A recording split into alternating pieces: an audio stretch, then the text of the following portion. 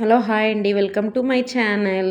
ఈరోజైతే నేను neem oil spray చేసుకుంటున్నానండి. నీమ్ ఆయిల్కి నేను ఇక్కడ 20 లీటర్ వాటర్ తీసుకున్నాను. అందులో ఒక 2 మూకడ్లు అంటే 10 ml 20 ml అనుకోండి, అంతా నేను నీమ్ ఆయిల్ పోసుకున్నానండి. దాంతోపాటు సోప్స్ ఒక 2 స్పూన్లు సోప్స్ పోసుకున్నానండి.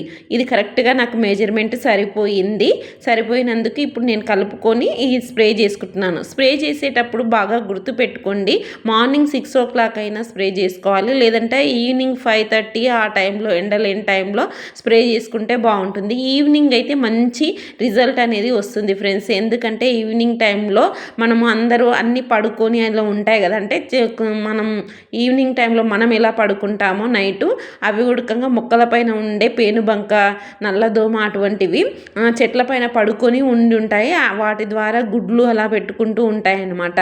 అందుకోసమని ఈవినింగ్ టైం అయితే మనకు మంచి రిజల్ట్ అనేది వచ్చేస్తుంది. నాకు ఎక్కువగా చామంతులకు, మందారము, పత్తి మందారానికి మిల్లీ బగ్స్ కనిపించిందండి. అందుకే నేను అన్ని మొక్కలకు మళ్ళీ స్ప్రెడ్ అవుతాయని అన్ని మొక్కలకు స్ప్రే చేసుకోవడం జరుగుతుందండి.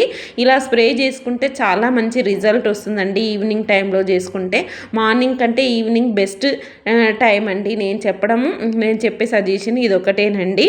మరి మీరు కూడా ఇలాగే చేసుకోవాలని అంటే నేను చెప్పిన క్వాంటిటీల్లో మీరు రెడీ చేసుకొని ఈవినింగ్ టైంలో కొట్టుకోండి, చాలా బాగుంటుంది. ఈ వీడియో నచ్చింది అనుకుంటా. నచ్చినట్లయితే లైక్, షేర్ అండ్ సబ్స్క్రైబ్.